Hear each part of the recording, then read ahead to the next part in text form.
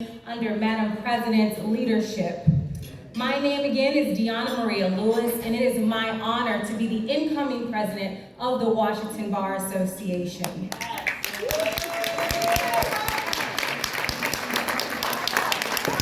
Thank you. Since its founding, our organization has become a leading social justice organization in the local legal community, not only for our members, but for the greater African American community at large, concerned with the advancement of jurisprudence, self-benefit, and group enhancement in a racially polarized society and judicial system. In the year 2022, it is clear that we have come a long way. And this year, we gather to embrace a legacy of Black legal excellence. And what a tremendous year it is to do that. Historically, the WBA and the WPA Educational Foundation have invited members of our legal community to gather at Law Day to recognize the scholastic, professional, and historic achievements of rising law students and legal practitioners who exemplify the philosophy of Houstonian jurisprudence. Over the last few months, we have seen our country on the precipice of creating a different legacy of Black legal excellence with the nomination and subsequent confirmation of a Washington, D.C.-based Black woman attorney and judge to the United States Supreme Court, Judge, now Justice, Ketanji Brown Jackson, the epitome of Black legal excellence. That deserves a clap, you all can clap.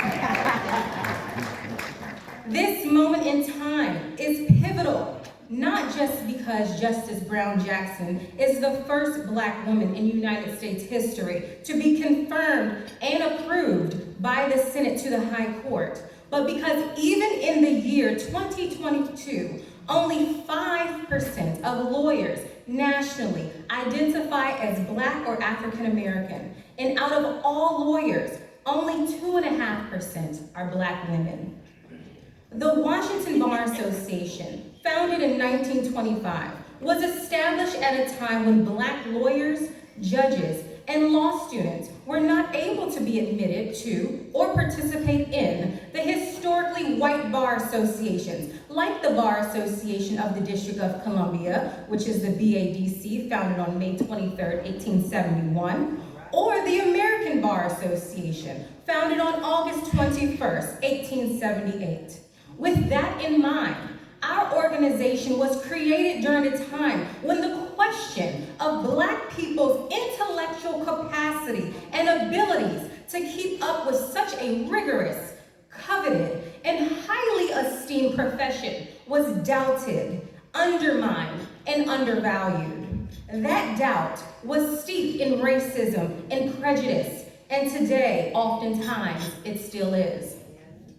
At Justice Brown Jackson's confirmation hearing, we saw some of our own Washington Bar Association members and friends have one of those coveted positions to either testify or attend the hearing in person to Judge Brown Jackson, like Dean Danielle Holly Walker, the Dean of Howard Law School, who you just heard from a few moments ago, and Dean Alfreda Robinson, a dean at George Washington University Law School. We also learned that past president of the National Bar Association, Joe Drayton, was there speaking on behalf of the confirmation. And others of you in this room who I may not be mentioning right now in these remarks.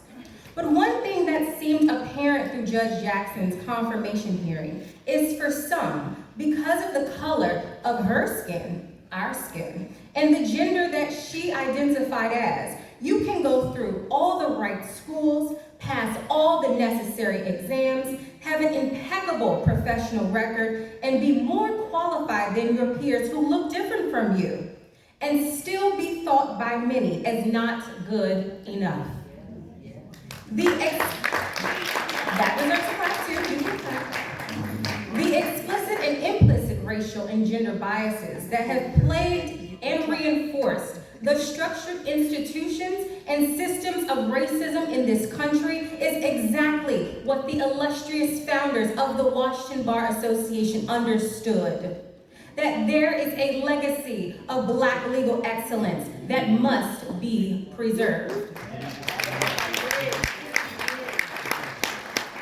And while we understand and recognize that African Americans and Black lawyers representing only 5% of the legal profession is wholly inadequate, it is incumbent upon us as a bar association and a community to celebrate our historical wins while never losing sight that there is more work to do.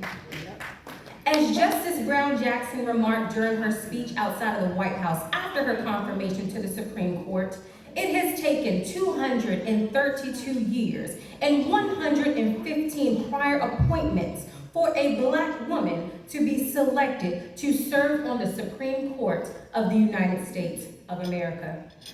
This is a time for joy, but it is also a time for us to dig our heels deeper. To my dear Washington Bar Association family, the road is tough, the journey is winding, and you will have doubters at every turn. Excel anyway. You will be told that you are not good enough and be trying to be robbed of your joy and scrutinized about your capacity to merely exist. Inspire anyway.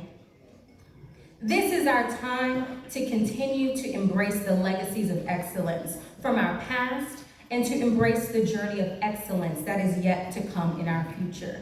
Never forget, you are the 5%, so the work must continue. In prosperity and progress, I thank you for your attendance at this evening's event. Again, congratulations to our wonderful honorees, Dr. McNeil, my sorority sister, Attorney Paulette Brown. Have a good evening. I look forward to working with you all next bar year.